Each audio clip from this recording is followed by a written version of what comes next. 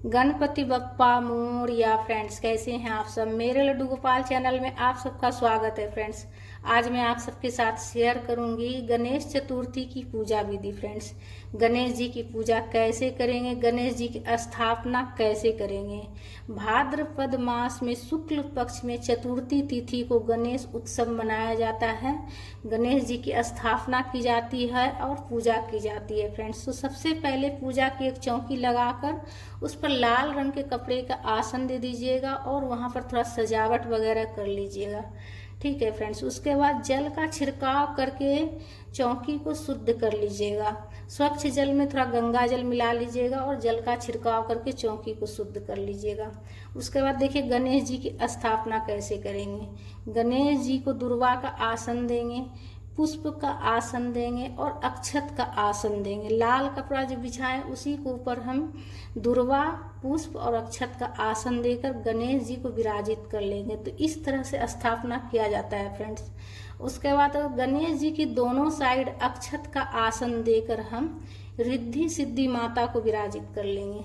स्वपारी के स्वरूप में हम रिद्धि सिद्धि माता को विराजित कर लेंगे, सुपारी स्वरूप में फ्रेंड्स, गणेश जी के दोनों साइड। फ्रेंड्स, उसके बाद देखिए अक्षत का आसन देकर हम कलश स्थापन कर लेंगे। अक्षत जो है वो मैं हल्दी से रंग दी हूँ, कलर कर दी हूँ। आप चाहे तो सफ़ेद चावल से भी स्थापना कर सकते हैं। उसके बाद अष्टदल कमल बना लीजिएगा उससे। ठीक है, उसके बाद एक कलश ले लीजिएगा। कलश देखिए आप तांबा का भी ले सकते हैं, पीतल का भी ले सकते हैं या फिर आप मिट्टी का भी ले सकते हैं। ठीक है, उसमें कलावा बांध दीजिएगा और स्वास्तिक बना लीजिएगा। स्वास्तिक रोली से बना लीजिएगा। स्वास्तिक रोली से बनाकर कलश स्थापन करिएगा फ्रेंड्स। ठीक है, कलश में बना लीजिएगा स्वास्तिक। तो गणेश जी का उत्सव देखिए बहुत से जगह पर जो है ना, मतलब 2 दिन 4 दिन रखते हैं। बहुत से जगह पर जो 10 दिन तक उत्सव मनाया जाता है। तो अपनी सुविधा के अनुसार सब मतलब उत्सव मनाते हैं। कोई 10 दिन तक मनाते हैं, कोई 2 दिन, कोई 4 दिन तक। तो सबसे पहले कलश स्थापन हम कर लेंगे फ्रेंड्स। तो कलश में पहले जल डाल देना है, उसके बाद स्वच्छ जल से भर लीजिएगा। उसके बाद कलश में 5 चीजें डालना है। एक गांठ वाली हल्दी, एक सुपारी, एक सिक्का, अक्षत और पुष्प और दुर्वा भी थोड़ा सा डाल दीजिएगा, इसलिए कि गणेश जी को दुर्वा बहुत ज्यादा पसंद है, इसलिए दुर्वा भी डाल लीजिएगा। उसके बाद देखिए आम के पत्ते हमने 5 लिए हैं। आप चाहे तो अशोक के भी ले सकते हैं कलश स्थापन के लिए। और पत्ता में जो है ना रोली और चंदन से तिलक कर लीजिएगा। उसके बाद कलश में हम लगा लेंगे पत्ते को। अच्छे से सजा लीजिएगा कलश को, अच्छा से पत्ता लगा लीजिएगा, अच्छे से चारों तरफ से फैलाते हुए सजा दीजिएगा और उसके ऊपर पूर्ण पात्र रख दीजिएगा। ठीक है, पूर्ण पात्र मतलब चावल से भरा हुआ पात्र होना चाहिए। पूर्ण पात्र अच्छे से भर कर रख दीजिएगा, चावल भरकर। ठीक है, उसके ऊपर नारियल रखना। नारियल में आप कलावा भी लपेट सकते हैं या फिर आप चुनरी भी लपेट सकते हैं। ठीक है, तो मैं नारियल में चुनरी और कलावा आपको दोनों लपेट के दिखा रही हूँ। दोनों में से आप कोई भी लपेट सकते हैं, या तो चुनरी भी या फिर कलावा भी, या फिर आप चुनरी लपेट के उसके ऊपर आप कलावा भी लपेट सकते हैं।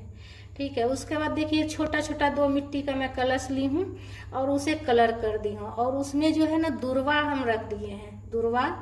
दुर्वा अच्छे से भर के लगा दिए हैं और उसमें जल भर दिए हैं। जल भर के दोनों साइड हम गणेश जी का रखेंगे।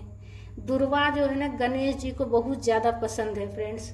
और मिट्टी के बर्तन में अगर जल भर के उसमें दुर्वा करके आप रख दीजिएगा गणेश जी के पास, तो जितने दिन तक आप गणेश उत्सव मनाइएगा उतना दिन तक वो जो दुर्वा है वो बिल्कुल हरा भरा रहेगा, पानी में रहेगा। तो इस प्रकार से आप जरूर रखिएगा फ्रेंड्स।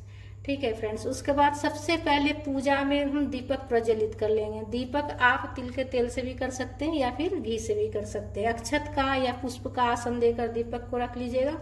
सबसे पहले दीपक प्रज्वलित करने के बाद जल का छिड़काव करके भाव स्नान करा लेंगे हम गणेश जी को, रिद्धि सिद्धि माता को। उसके बाद देखिए वस्त्र के रूप में कलावा अर्पित करेंगे। तो कलावा में मैं इत्र लगा दे रही हूँ। ठीक है, अगर इत्र हो तो लगा लीजिएगा, नहीं हो तो कोई बात नहीं। सिर्फ आप जो है ना वस्त्र के रूप में कलावा भी अर्पित कर सकते हैं गणेश जी को और रिद्धि सिद्धि माता को, या आप चाहे तो माता को और गणेश जी को वस्त्र भी अर्पित कर सकते हैं, या फिर बिल्कुल सरल विधि से मेरी तरह आप कलावा भी अर्पित कर सकते हैं। उसके बाद जनेऊ समर्पित करेंगे हम गणेश जी को। ठीक है, बिल्कुल सरल विधि और संपूर्ण पूजा विधि मैं बताऊंगी फ्रेंड्स, सरल पूजा विधि। उसके बाद दुर्वा अर्पित करेंगे गणेश जी को। उसके बाद देखिए जो भी पुष्प हो आप अर्पित कर लीजिएगा गणेश जी को और रिद्धि सिद्धि माता को। लाल रंग का अगर फूल हो तो सबसे अच्छा रहेगा, इसलिए कि जो है ना गणेश जी को लाल रंग बहुत ज़्यादा पसंद है। लाल रंग का गुड़हल का जो फूल आता है ना गुलहर का, वो बहुत ज़्यादा पसंद है। तो अगर वो फूल मिल जाए तो चढ़ा लीजिएगा, नहीं हो तो देखिए कोई बात नहीं है, जिस भी कलर का फूल हो आप चढ़ा सकते हैं। लेकिन अगर लाल रंग मिल जाए ना, लाल रंग का फूल, तो आप जरूर चढ़ा लीजिएगा। और कलश के ऊपर भी फूल पुष्प अर्पित कर लीजिएगा, दीपक में भी, और तिलक कर लीजिएगा रोली से गणेश जी को, कलश में भी तिलक कर लीजिएगा और रिद्धि सिद्धि माता को सिंदूर लगा लीजिएगा। ठीक है फ्रेंड्स, तो बिल्कुल सरल विधि में आप सबके साथ शेयर कर रही हूँ फ्रेंड्स। तो वीडियो पसंद आए तो लाइक जरूर कर लीजिएगा फ्रेंड्स, और हमारे चैनल पर अगर नए हैं तो सब्सक्राइब जरूर कर लीजिएगा फ्रेंड्स। तो रिद्धि सिद्धि माता को सिंदूर लगा लेंगे। उसके बाद देखिए ये मैं ली हूँ गोला, जो सूखा वाला नारियल होता है ना, वो उसको बीच से काट के 2 भाग कर लीजिएगा, और आधा भाग में जो है ना आप ऐसी चीज मतलब रखिएगा उसमें कि जो कि जब तक मतलब गणेश जी रहेंगे, जब तक उनको उसी के पास मतलब गणेश जी के पास ही रखना है, उनके पास ही रखना है। तो मैं उसमें बतासा रखी हूँ और ड्राई फ्रूट रखी हूँ, जो कि जल्दी खराब नहीं होता है। ठीक है, वो जो है ना मतलब जितने दिन तक आप गणेश जी रखिएगा वो प्रसाद हटाया नहीं जाता है, उतना दिन तक वो जो नारियल में गोला में करके रखे हैं वही गणेश जी के पास ही रहेगा। विसर्जन वाले दिन हटाया जाता है। उसके बाद देखिए विशेष रूप से गणेश जी को मोदक का भोग लगाया जाता है। उस दिन मोदक का भोग लगा लीजिएगा, आप चाहे तो लड्डू का भी भोग लगा सकते हैं, और फल का भोग लगा लीजिएगा। फल में श्रीफल नारियल का भी आप भोग लगा सकते हैं, और 4 तरह 5 तरह का जितना हो सके आप उसका भोग लगा सकते हैं फल का। उसके बाद धूप प्रज्वलित करके धूप भी दिखा लीजिएगा, और पूजा में कुछ दक्षिणा रख लीजिएगा, और हाथ में पुष्प लेकर कथा की पुस्तक हो तो कथा पढ़ लीजिएगा, नहीं तो नहीं हो अगर कथा की पुस्तक तो आप फोन में भी सुन सकते हैं। ठीक है, आप या फिर आप किसी पंडित ब्राह्मण से भी सुन सकते हैं। उसके बाद आरती कर लीजिएगा। आरती आप कपूर से भी कर सकते हैं या फिर दीपक प्रज्वलित करके भी कर सकते हैं। गणेश जी की आरती गाते हुए आरती कर लीजिएगा। जय गणेश जय गणेश जय गणेश देवा, माता जाकी पार्वती पिता महादेवा। तो आरती गाते हुए आरती कर लीजिएगा फ्रेंड्स। पूरा एकदम पूरा परिवार मिल के खुशियाँ मनाइएगा और प्रेम पूर्वक आरती कर लीजिएगा। आरती करने के बाद जो सीधे हाथ में जल लेकर जो है ना आचमनी कर लीजिएगा। आचमनी करने के बाद पूजा आपका पूर्ण होता है फ्रेंड्स, इस तरह से।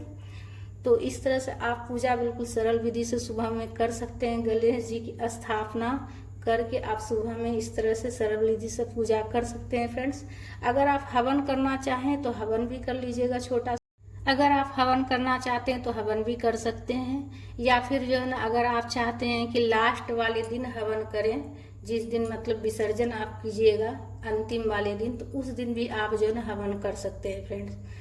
ठीक है फ्रेंड्स, तो ये आप चाहें तो डेली भी कर सकते हैं, या फिर जो अगर डेली अगर आप हवन नहीं किए तो आप जो है ना लास्ट वाले दिन हवन जरूर कर लीजिएगा फ्रेंड्स। हवन सामग्री से आप हवन कर लीजिएगा। गाय के गोबर से बने हुए ओपले को सुलगाकर और हवन सामग्री से बिल्कुल सरल विधि से आप हवन कर लीजिएगा। हवन सामग्री में सारा चीज मिला हुआ रहता है फ्रेंड्स, मार्केट में आसानी से मिल जाएगा। ठीक है फ्रेंड्स।